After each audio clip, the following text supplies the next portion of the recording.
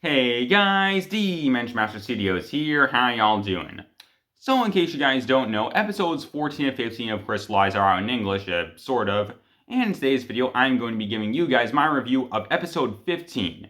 And what are my thoughts when it comes to this episode? This episode was amazing. This episode was so good. And honestly, I'm just gonna say it. This is the best episode of Crysatlized. It is absolutely amazing, honestly. And so in today's video, I'm just going to give you my thoughts on what makes this episode so good. So let's get into the whole thing. The episode starts off picking up a little bit after episode 14 ended, with the original 4 ninjas still trapped in the subway car with the debris all around them, starting to just compress the car basically, which is going to result in the ninja dying unless they can find a way to get out. And they're trying to get into contact with the rest of the team at the monastery, but they aren't being super successful about this because of all the debris. It's interrupting their transmissions. Zane, however, thinks he might be able to get a signal to them. Meanwhile, back with the rest of the team, so Wu, Skylar, Pixel, and Nia, they are all in the monastery tracking the ninja's location and trying to figure out what happened to them. Eventually, however, it's revealed that there is someone in the emergency elevator, and as it turns out, the person, or rather people in the emergency elevator, is actually the Council of the Crystal King. Asphira, Pythor, the Mechanic, and King Vangelis are all here. And this is one of the things that I really like when it comes to the episode. The character interactions. The interactions that the characters have are just absolutely amazing. For an example, just take a look at when the villains show up. King Vangelis is talking about why they're here, and Asphira just interrupts him saying it's for revenge! And King Vangelis is all like, no, not revenge. Not everything is about revenge.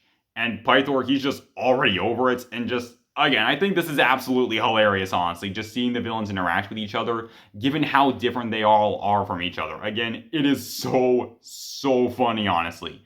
And it's also cool seeing the heroes interacting with the villains. Again, I really like this.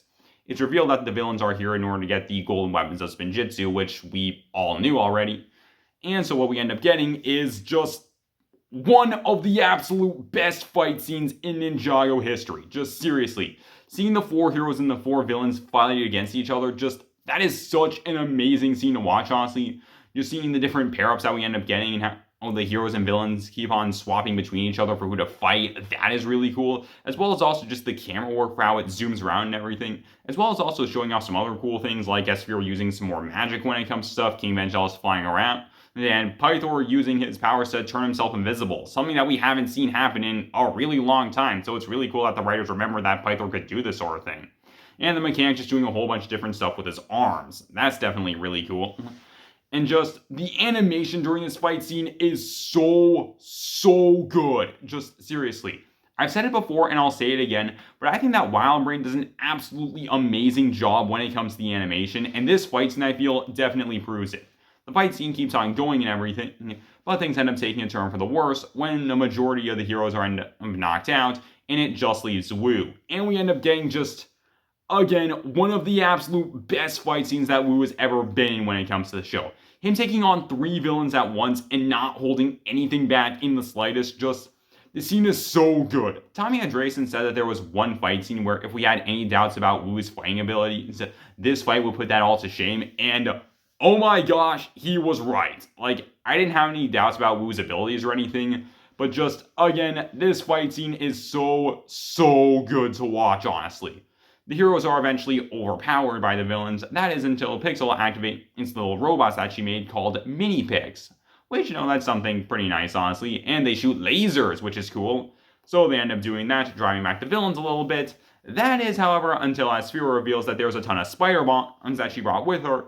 And so then a bigger fight scene ensues, with the heroes ultimately getting knocked out, and the villains, they end up taking the golden weapons. With Asphira taking the Sword of Fire, King Vangelis taking the Scythe of Quakes, the Mechanic taking the Shurikens, and Pythor taking the Nunchucks, and it's genuinely hilarious when Pythor picks up the Nunchucks and they don't have the electricity flowing through them, and he's just all like, these are broken! And then the Mechanic responds with, well, they need electricity to work. Again, seriously, the character interactions are absolutely amazing. And so things are looking pretty bad when the Mechanic sets an explosive time on the spiders, with them to blow up in 2 minutes. And with all the team being knocked out at this point, it's up to 1 Mini-Pix that survived to drag everyone out of the monastery up into the courtyard. and the mini Pix is able to do this to woo Pixel and Skylar, but Nia was still caught in all the rubble. And so she's still trapped in the monastery with a very small amount of time remaining. Nia, however, is able to wake up and she tries to find some way to escape. We then see the monastery blown up and getting destroyed once again, and I feel like this is a genuinely pretty well done emotional moment, just seeing the ninja's home destroyed once again after getting it back during the events of Season 10. Just, again, it's pretty interesting and just emotional to see it destroyed a second time. Plus, there's also the whole thing where Wu and everyone thinks that Nia's potentially dead, but, like, we all knew that wasn't the case, considering we saw her in a later shot during the second trailer at LegoCon. But still, again, I feel like the emotion is done pretty well. It's then revealed that when it comes to Nia, she was able to escape using the new Samurai X-Men, so she is perfectly fine. And what's even better, Zane was able to get into contact with the rest of the team, and he's able to send them their location. And the ninja are even able to escape from the subway car, considering there's a hatch in the bottom of it. And so Nia flies off in her mech in order to try and save the rest of the team. And so that's where the episode comes to an end. And so for my overall thoughts on this episode, again, like I said, this episode was amazing, honestly. Just again, seriously, the fight choreography, the animation, the character interactions, the emotional moments, just seriously, there are so many great things about this one episode.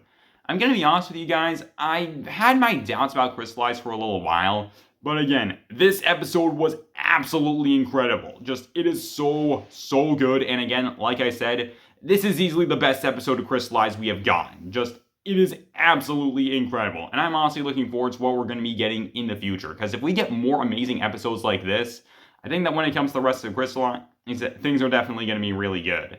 And so that's pretty much all I got for you guys. So tell me down below, what do you guys think? What were your guys' thoughts on this episode? Again, tell me down below, and I hope you guys enjoy. Later, guys, this is Dimension Master Studios, signing off.